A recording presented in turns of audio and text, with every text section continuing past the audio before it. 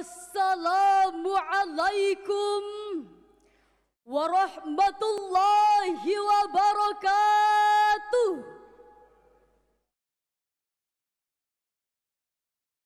Alhamdulillahilladzi arsala rasulahu bil huda wa dinil haqq liyuzhirahu 'ala ad-din kullihi wa kafa billahi shahida. As-salatu wassalamu ala habibina al-mustafa wa khatamil anbiya wa ala alihi wa ashabihi wa man tabi'ahu bi ihsanin ila yaumil jaza. Amma ba'd. Dewan Hakim yang arif dan bijaksana, hadirin sebangsa dan setanah air yang berbahagia. Profesor Rainal Kasali, seorang praktisi bisnis sekaligus guru besar ilmu manajemen Universitas Indonesia, dalam pengantar bukunya yang berjudul The Great Shifting, halaman 8 Romawi menjelaskan, saat ini kita sudah berada di era disrupsi, di mana sebuah era dengan perubahan yang terjadi secara bertubi-tubi dan tak pasti, yang ditandai dengan kemajuan industri teknologi, terutama teknologi komunikasi. Menurut beliau, hal ini sangat berdampak pada pola interaksi dan komunikasi yang terjadi saat ini, karena ekosistem digital mengambil peran penting antar koneksi satu dengan lainnya.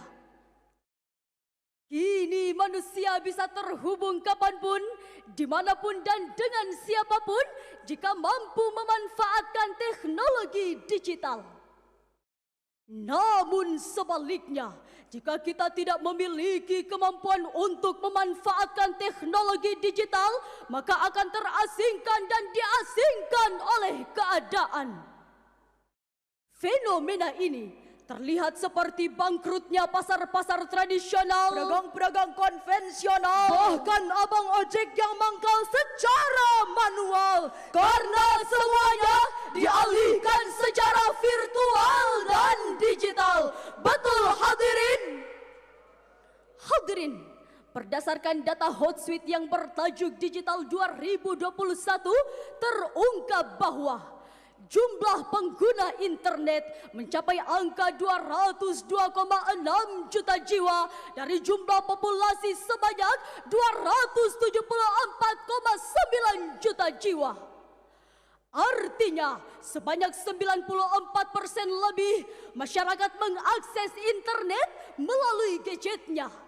Memang teknologi digital ini pada prinsipnya sangat membantu untuk mencapai tujuan yang bersifat bebas nilai.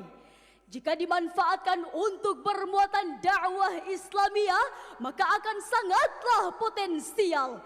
Sehingga dakwah tidak lagi berjalan secara konvensional dengan jangkauan lokal dan parsial, melainkan dengan memanfaatkan teknologi digital, dakwah mampu menjangkau mad'u secara global dan universal.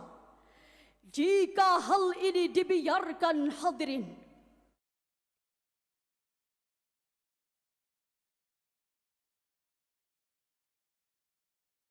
timbul pertanyaan, bagaimanakah kita menyikapi masalah-masalah tersebut?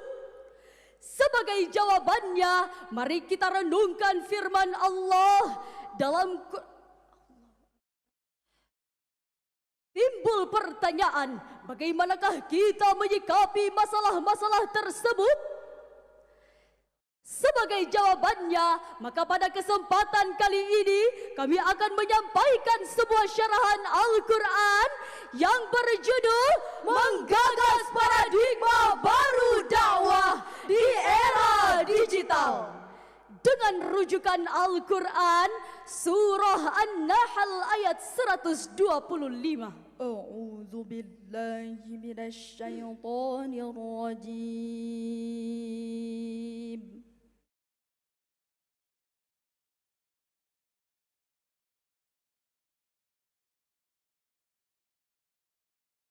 Bismillahirrahmanirrahim.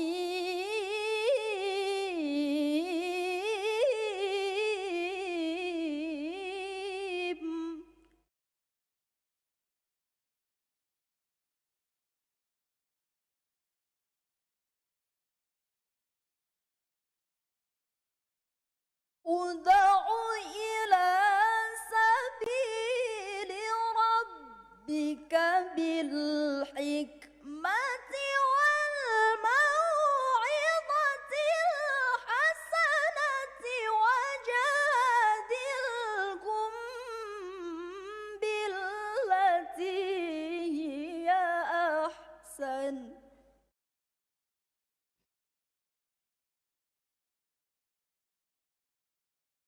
Inna rabbaka huwa a'lamu biman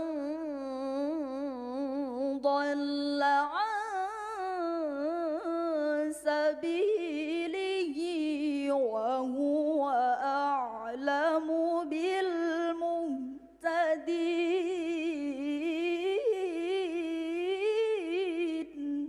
Hamba berlindung di bawah kekuasaan Allah dari usikan setan yang terkutuk. Dengan menyebut nama Allah yang Maha Pengasih lagi Maha Penyayang. Serulah manusia kepada jalan Tuhanmu dengan hikmah dan pengajaran yang baik. Dan berdebatlah dengan mereka dengan cara yang baik. Sesungguhnya Tuhanmu, dialah yang lebih mengetahui siapa yang sesat dari jalannya, dan dialah yang lebih mengetahui siapa yang mendapatkan petunjuk. Dewan Hakim yang arif dan bijaksana, hadirin yang berbahagia.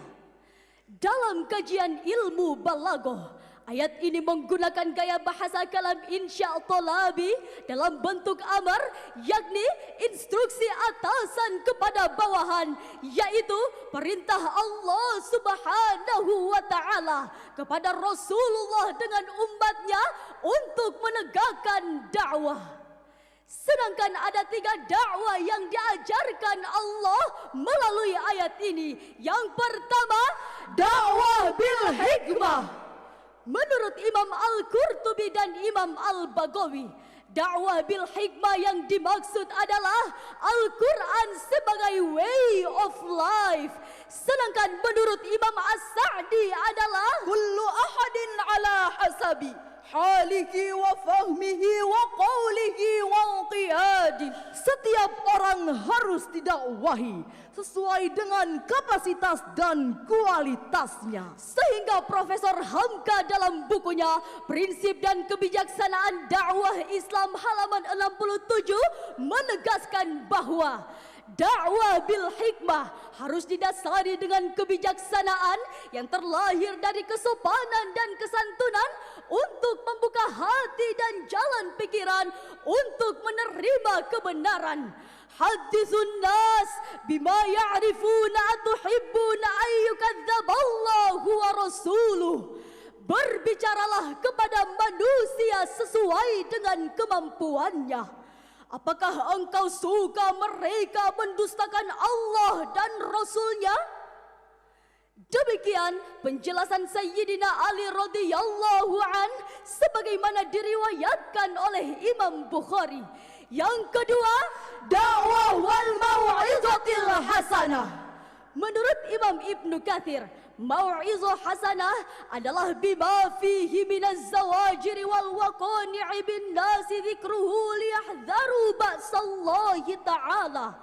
Sebuah pendekatan yang berbentuk larangan dan berbagai peristiwa agar sadar datangnya siksa Allah.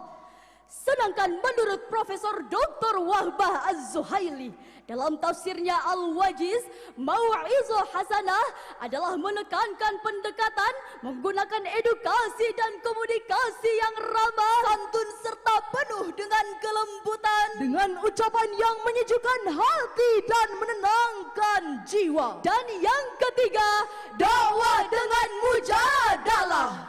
Jadal berarti berdiskusi atau mengedepankan kualitas argumen dan menjauhkan sentimen. Imam Ali As-Sabuni dalam kitabnya Sofwatut Tafasir memberikan catatan penting bahwa dalam perdebatan dakwah itu kita harus berorientasi pada kebenaran, bukan menunjukkan kehebatan, apalagi hanya sebatas ketenaran. Imam Asy-Syafi'i pernah berpesan, "Ma nazartu ahadan qattun 'alal ghalabah." Sekali-kali tidaklah saya berdebat karena ingin menang semata. Hadirin rahimakumullah. Ketiga pendekatan dakwah yang sudah kita jelaskan tadi sebagai pedoman dari Allah Subhanahu wa Ta'ala yang harus kita pahami dan kita amalkan sebagai tuntunan dan tantangan zaman. Apalagi di era digital seperti sekarang ini, jujur kita akui, konten-konten di media sosial masih didominasi nuansa saling membenci, porno aksi dan pornografi, saling mencaci maki, bahkan sebagai lapak memasarkan ideologi kanan dan kiri. Na'udzubillahi min dzalik. Hadirin, hal ini terbukti bahwa menurut Asosiasi Penyedia Jasa Internet Indonesia bahwa dalam rentang 2 tahun terakhir, tepatnya di era wabah pandemi, ternyata hadirin, konten-konten yang paling banyak dicari oleh masyarakat di negeri kita tercinta ini adalah film, drama dan musik, olahraga dan kuliner. Sedangkan konten dakwah berada di urutan ke-7 setelah tutorial gym dan dunia gosip. Jika ini selera pasarnya hadirin, berarti kemasan dakwah digital harus lebih kreatif, inovatif, edukatif, argumentatif, tapi dalam kemasan rekreatif. Inilah hadirin model dakwah tontonan yang akan menjadi tuntunan. Timbul pertanyaan, bagaimanakah Al-Quran menyikapi masalah-masalah tersebut? Sebagai jawabannya, mari kita renungkan firman Allah dalam Quran surah Al-Anbiya ayat 107. Wa ma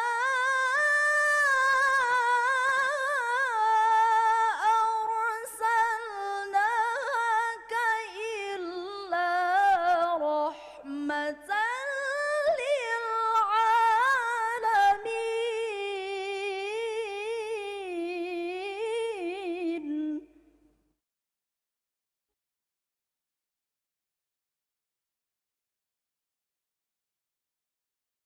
وما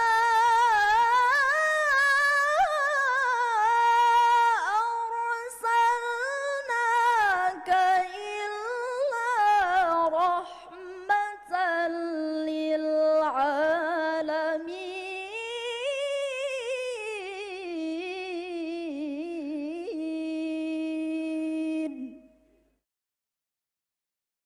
صدق الله العظيم.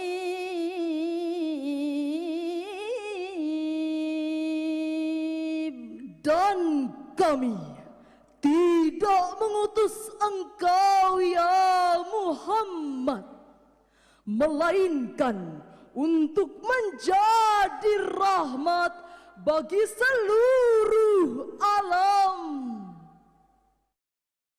Maha benar Allah dan maha agung dengan segala firman-Nya. Dewan Hakim yang arif dan bijaksana, hadirin yang berbahagia.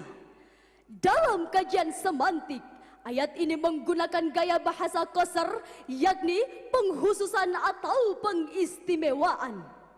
Secara istilah, qasr adalah taksis amrin bi akharin bi tariqin makhsusin, yaitu menghususkan sesuatu yang lain dengan jalan tertentu. Sehingga dapat kita fahami bahwa melalui ayat ini Allah Subhanahu wa Ta'ala mengungkapkan keistimewaan dakwah Islam yang telah dibawa oleh Nabi Muhammad sebagai rahmatan lil alamin. Hadirin rahimakumullah, menurut Imam Ibnu Manzur dalam kitab Lisanul Arab, kata ar-rahmah bermakna ar-riqqatu wa ta'attuf, yang berarti isfat rahmat menghadirkan kelembutan dan rasa iba terhadap sesama makhluk Allah yang mendapatkan hidayahnya. Imam At-Tabari ketika menafsirkan ayat ini menjelaskan, rahmatul li jami'in nas, faman amana bihi wa sadaqa bihi sa'ada, wa man lam yu'min bihi salima, luhiqal umamu minal khasafi wal gharaqi. Rahmat bagi seluruh manusia, maka barang siapa yang menerima dakwah dan beriman, sesungguhnya baginya kebahagiaan di dunia dan akhirat. Namun jika mereka belum menerima dakwah dan belum dianugerahi keimanan, maka ia mendapatkan rahmat dalam bentuk keselamatan yang telah didahului oleh umat-umat terdahulu. Dalam sebuah hadis yang diriwayatkan oleh Imam Bukhari nomor 369 menjelaskan, innama ana rahmatun muhdatun, bahwa Rasulullah sallallahu alaihi wasallam hadir sebagai rahmat untuk semesta alam. Dengan demikian, syarahan tadi dapat kita ambil kesimpulan bahwa dakwah harus terus mengalir bagaikan air dari dataran tinggi ke dataran rendah untuk menyirami keringnya peradaban manusia. Sebagaimana air, dakwah pun harus mampu beradaptasi sesuai dengan kemajuan sains dan teknologi. Oleh karena itu, kita hadirkan dakwah yang menggugah dan ramah, dakwah yang menginspirasi bukan yang menghakimi, dakwah yang mengajak bukan yang mengejek, dakwah yang menunjukkan Islam humanis bukan Islam teroris, Islam rahmatan lil alamin. Amin, amin ya rabbal alamin. Sebelum kami menutup syarahan kali ini, izinkan kami menyanyikan sebuah lagu yang dipopulerkan oleh Nasidaria yang telah kami ubah sedikit liriknya. Zaman sekarang kerja serba mesin, berjalan berlari menggunakan mesin, manusia tidur berkawan mesin, makan dan minum dilayani mesin. Sungguh mengagumkan zaman sekarang, namun demikian penuh tantangan. Demikian syarahan yang dapat kami sampaikan, kurang dan lebihnya mohon dimaafkan. Hasbunallahu wa ni'mal wakil, ni'mal maula wa ni'man nasir. Wassalamualaikum warahmatullahi wabarakatuh.